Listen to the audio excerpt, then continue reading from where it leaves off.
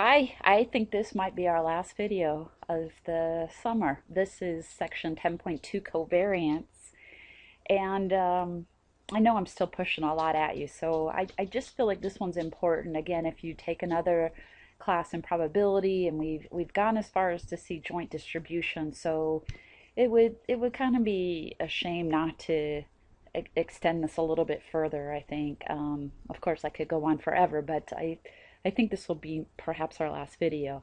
So section 10.2 is covariance. And, oh, I have that wrong marker. Um, in previous chapters, when we only had a univariate distribution, we had one random variable, we considered variance, which was the spread of the random variable x about its mean. And again, this was just for one variable, but now we're in two variables, and so that's how covariance comes about. It's really the spread of x about its mean and y about its mean and the product. So it's kind of like how they jointly vary, not just how x varies about its mean or y varies about its mean. So we have another measure called covariance. And again, I mean, now that you know joint distributions, this naturally comes up as the next point. So all I'm saying here, yeah, if x and y, let x and y be two jointly distributed random variables. I don't understand what I meant by that, but let x and y be two random variables, then variance of x and variance of y determine the dispersion of x and y independently, but not jointly. Okay, I don't know how I worded that, but so variance of x measures the spread of x about its mean, and y measures the spread of y about its mean. So we can look at the joint spread of their sum. You know, we actually did this earlier in the quarter. We looked at variance of ax plus by. Remember, the a comes out squared, the b comes out squared, and we were adding variance of x plus variance of y.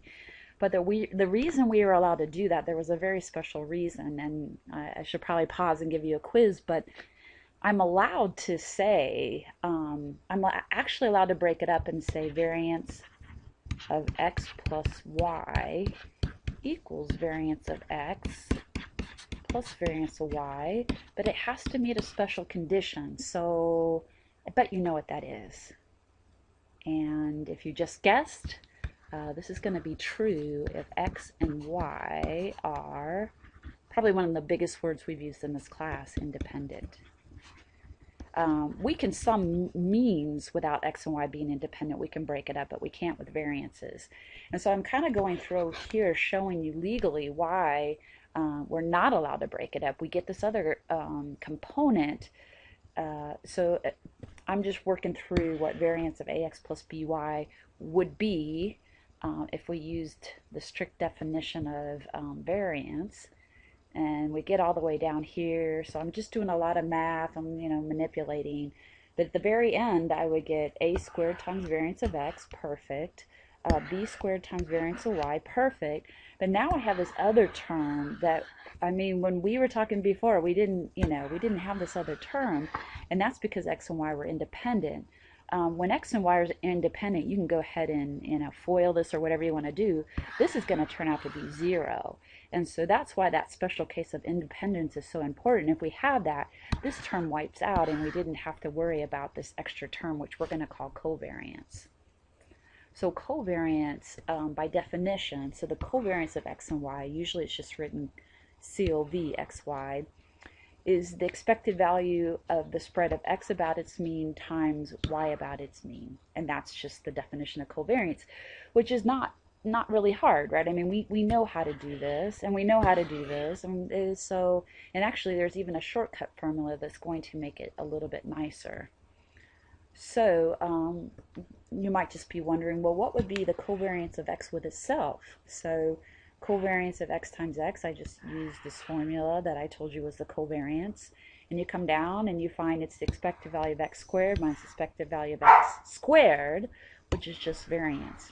I thought everybody was sleeping, but obviously not. So how does x vary with itself? It's just the variance. Back to this again, variance of ax plus by This is what you'd expect, this is what you expect, but you get 2ab times covariance of xy. So this extra covariance term that will disappear if x and y are independent, it will be 0. So nicely, if a and b were just 1 or -1 or whatever, you just get very nice formulas. So it's just this crazy covariance thing that you have to compute. And just like with variance, we had an alternate formula. Here's the original definition I gave you. If you work out the expected value, do a little bit of manipulation, maybe you won't even find this surprising. The covariance of xy is just the expected value of xy minus expected value of x times expected value of y.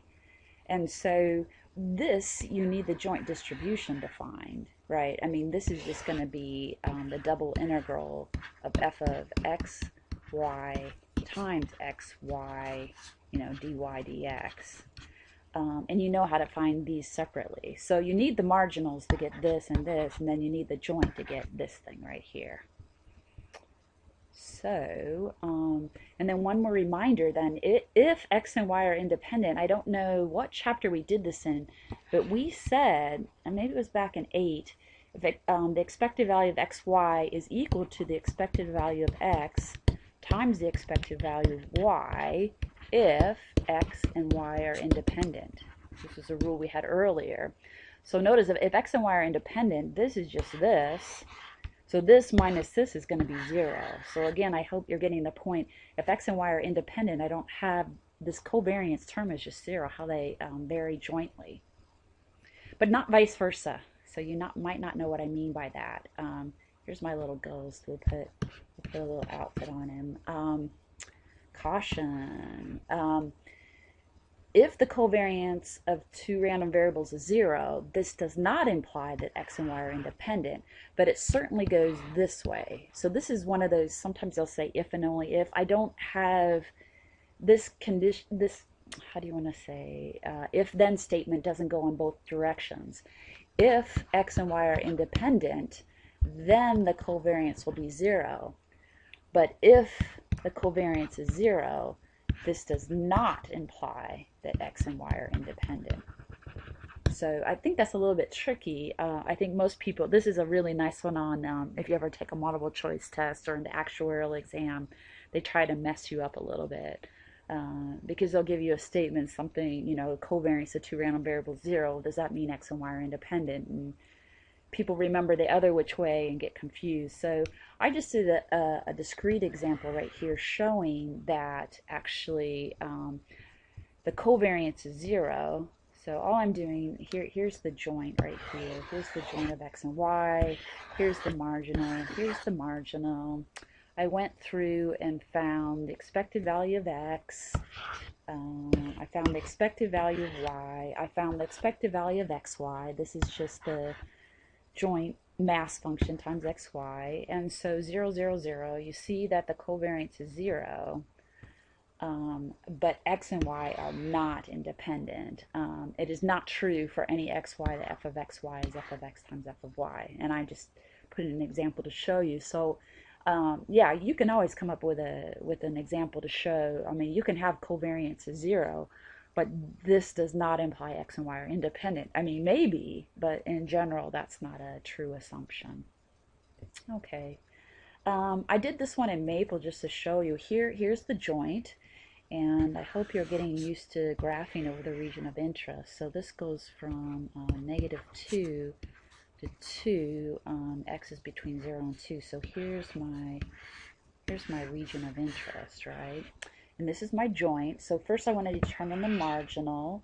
So f of x, I'm going to integrate my joint over my y's. And in this case, my y's go from 0. Oh, that's a lie. Did I draw this picture wrong? I did. Oh, so sorry. How do I get rid of this thing? Let's see. I think I lasso it. I put a big lasso around, and then I think I hit delete. Yeah, that worked. Yeah, sorry about that. You were probably going, oh, this is painful. Let's redraw this. Here we go. So here we go. X goes from 0 to 2, and y's go from -2 to 2. Okay, so here's our, much better.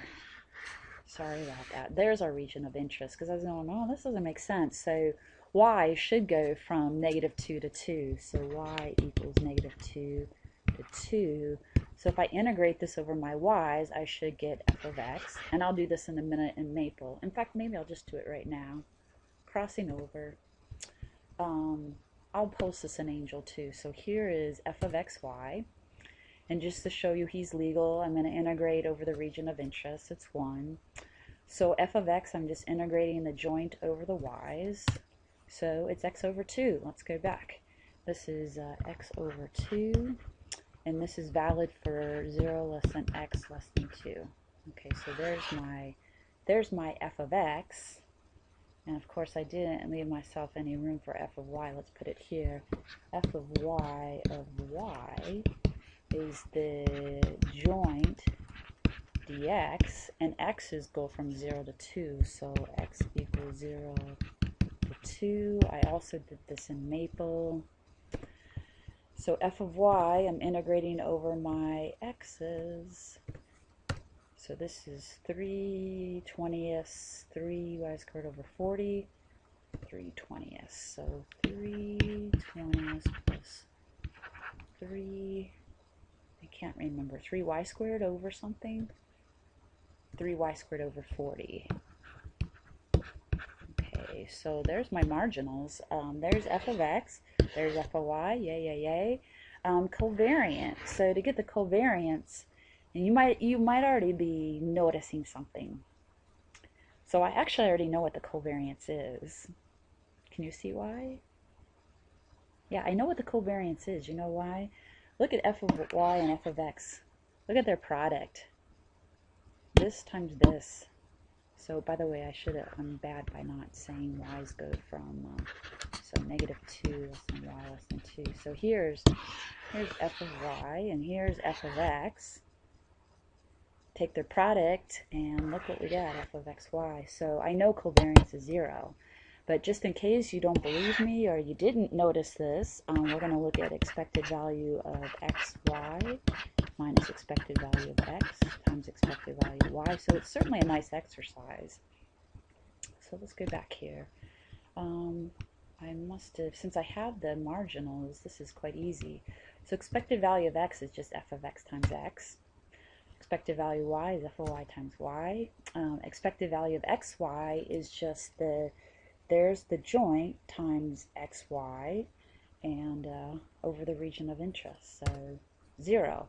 So here's expected value of xy would be 0 minus product of these two, 0, I get 0. So because x and y are independent, I know the covariance is 0.